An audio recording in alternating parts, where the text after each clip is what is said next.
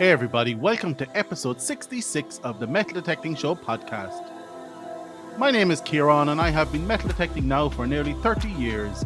I want to revisit a list of recommendations I made all the way back in episode number 1, and that's an updated revision of my top 5 beginner detectors. So let's get on with the show. Hey everybody, before we start, I want to thank you for listening to the podcast and I hope you enjoyed the show this week. But before we begin, I want to give you the following information. If you want to give me feedback or interact with the show, please reach out to me on Twitter at DetectingThe or Instagram at The Metal Detecting Podcast. Or if you want to pop me an email to Ciaran@themetaldetectingshow.com. And now, if you would like to leave me a voicemail, please do so on speakpipe.com/The Metal Detecting Show. The link will be in the show notes.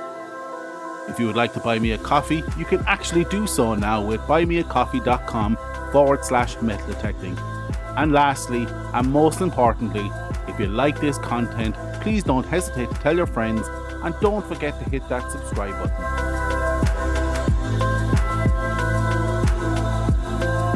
Hey everyone, I hope your hunting has been plentiful and happy this week. I myself got out early this week for a good old mudlarking hunt. Why didn't I go detecting? Well, work has been mental and I just wanted a no complications splash and dash early morning hunt. I was so busy I didn't even get time to charge up my gear, so needs must I suppose. But it wasn't for naught. I found several complete old bottles from the turn of the 20th century, but the piece de resistance was a bottom half of a handmade flint bottle that had the name of my village clearly embossed on it. So, as you can imagine, researching this bottle has been my go-to distraction of choice this week. I'll stick a pic in Instagram for you to check out. On the news front, there has been very little in new products or accessories from the major brands. Still no news on the multi-frequency machine from Nocta or the C-Scope Evo 6000, but we are waiting in quiet optimism.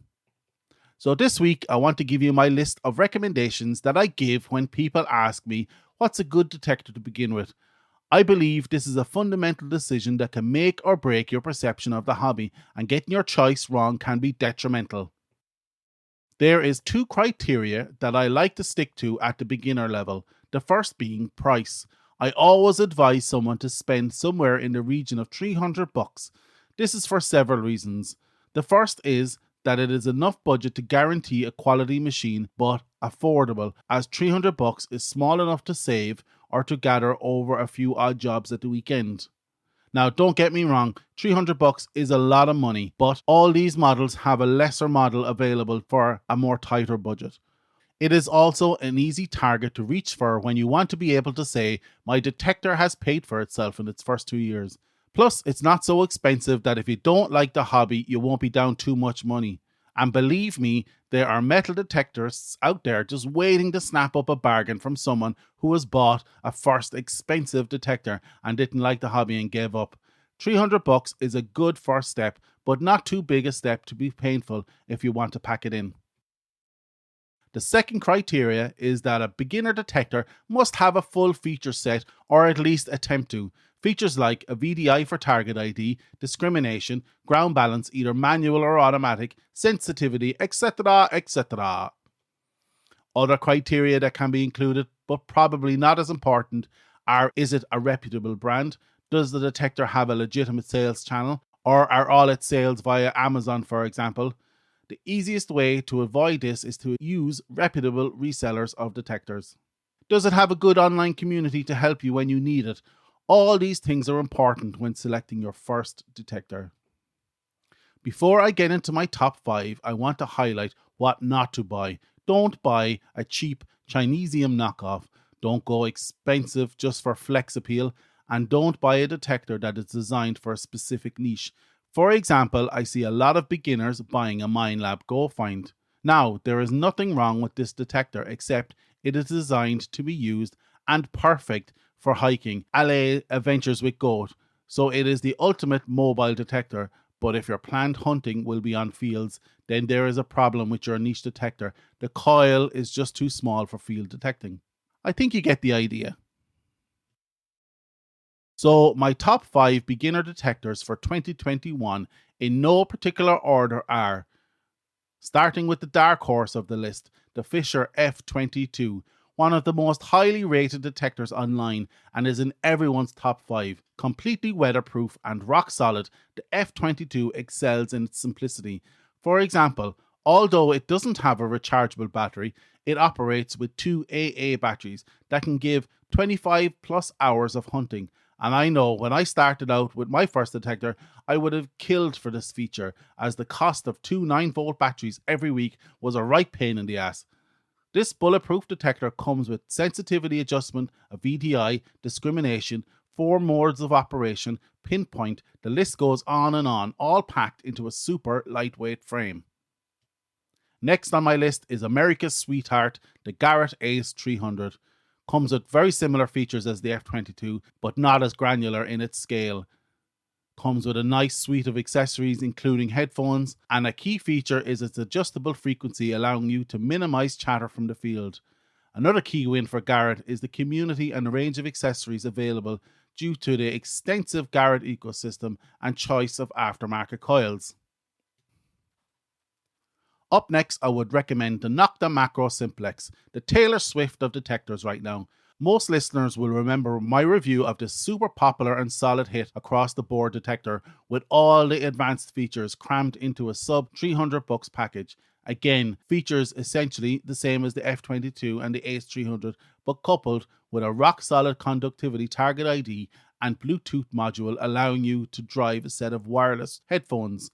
A luxury of a more expensive detector, and all powered by a 23,000 mAh rechargeable battery. However, the build quality has been done in a budget, but you are most definitely getting more than you pay for here, or as I said in my review, greater than the sum of its parts.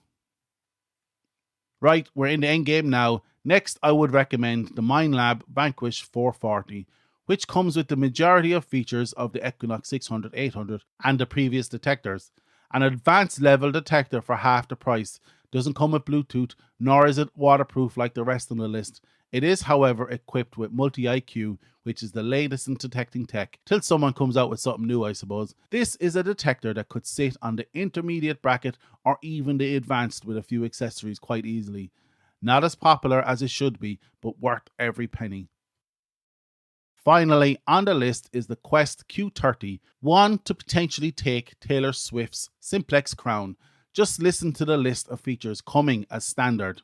Single frequency 14 kHz, 15 levels, speaker, vibration, 3.5 wire headphones, smartphone compatibility with a built-in Bluetooth module, which I'm not sure allows Wi-Fi headphones, 5 meters waterproofing, which is amazing, a battery of 3000 mAh, again, very big, a recharge port very similar to the Equinox, a durable and corrosive resistive magnetic USB system, LED backlights for low light conditions, something I wish all detectors had, especially the Equinox, ground balance, both automatic or manual, 4 detecting programs, park, field, beach and gold, target ID with 25 segments, and then all the customizations, target ID selection, threshold, tones, iron sense or FE sen, which is essentially assigning a tone to iron signals. Fully updatable like the Simplex and built to Quest's usual high manufacturing standards.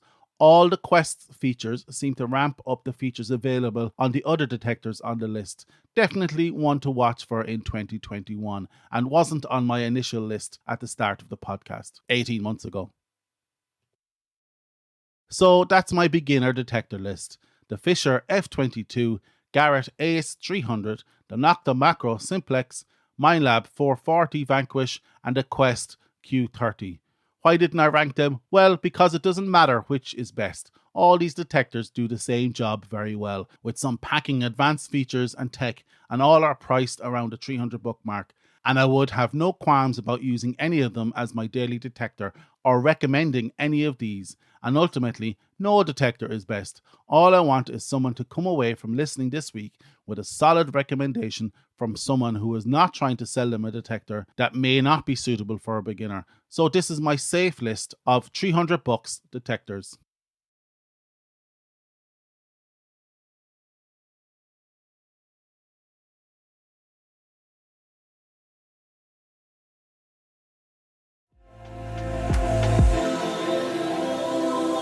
That's it for this week. I hope you liked this episode of the Metal Detecting Show podcast.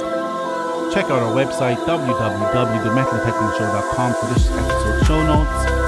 Check out our Patreon page if you want to help the podcast stay alive or just want to buy me a coffee. Actually, if you want to buy me a coffee, you can do so now at buymeacoffee.com/metal detecting.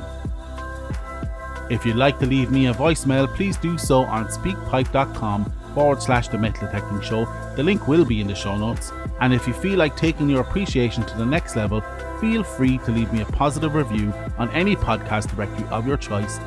If you like this content and would like more, please don't hesitate to tell your friends, and don't forget to hit that subscribe button. Once again, I hope you enjoyed this episode. We will chat to you all again next week. Get out there, eyes down, and happy hunting.